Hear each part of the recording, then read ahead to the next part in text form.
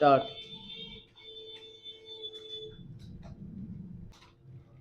महोदय, आज के इस समारोह का अपना अलग महत्व है। पंचायत भारतवर्ष की एक बहुत पुरानी संस्था है और जैसा अभी कहा गया है, इन्हीं पंचायतों के कारण ही भारतवर्ष अब तक जीवित रह सका है। हम पर बाहर से बार बार आक्रमण हुए, विदेशियों की विजय हुई, पर ग्राम पंचायतें अपने स्थान पर ज्यों की त्यों बनी रही। अंग्रेजी शासन के विस्तार के फलस्वरूप अन्य संस्थाओं के बिखर जाने के साथ साथ ये पंचायतें भी नष्ट हो गई।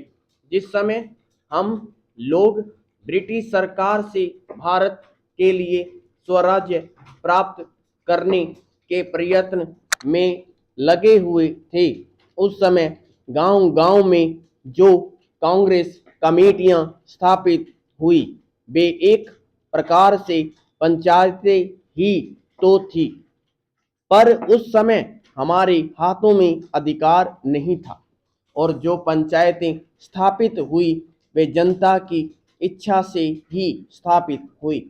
हमारे हाथों में जब अधिकार आया तो उस समय ये ग्राम पंचायतें सभी स्थानों पर थी। संविधान बनाते समय भी यही सोचा गया कि ऊंची व्यवस्थापिका सभाओं तक पहुंचने के लिए पंचायतें ही सबसे पहली कड़ी होगी।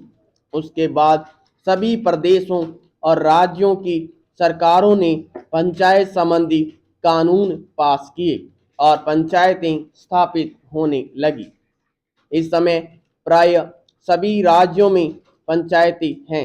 यह दूसरी बात है कि कहीं पर उनका काम भली भांति चल रहा है और कहीं उतने सुचारू रूप से नहीं चल रहा। आज यह सुनकर मुझे बहुत प्रसन्नता हुई कि आपके इस राज्य में पंचायतों को ठीक रूप से चलाने पर बड़ा जोर दिया जा रहा है। जिनका काम सबसे अच्छा और सुंदर समझा जाता है, उनको पुरस्कार दिया जाता है। इसलिए मैंने आपकी ओर से आज 2-4 पंचायतों के मुखिया लोगों को अनुदान दिया। मैं उनको बधाई भी देना चाहता हूं कि उनका काम 4000 ग्राम पंचायतों में सबसे अच्छा समझा गया। Para change. हमें यह स्मरण रखना चाहिए कि पहले की हमारी पंचायतें क्यों मिट गई। हमारे देश में पंचायतें परंपरा से चली आ रही थी। अंग्रेजों ने भी मुक्त कंठ से इस बात को स्वीकार किया कि भारत का प्रत्येक गांव गणराज्य था, पर एक समय आया जब गांव स्वतंत्र गणराज्य न रहे और देश परतंत्र हो गया। इसका कारण हम में कमजोरियों का आना था। हमें उन कमजोरियों से अभी भी बचते रहना चाहिए, जिससे फिर से वह दिन न देखना पड़े। वह कमजोरी थी उन पंचायतों का संकीर्ण दृष्टिकोण।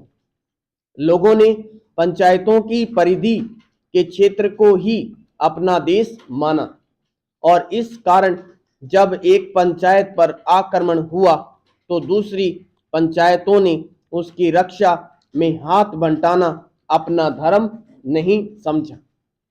इसी प्रकार विदेशियों ने एक एक पर आक्रमण करके सारे देश पर अपना अधिकार कर लिया। हमारे शत्रुओं ने हमारे पारस्परिक वैमनस्य और भेदभाव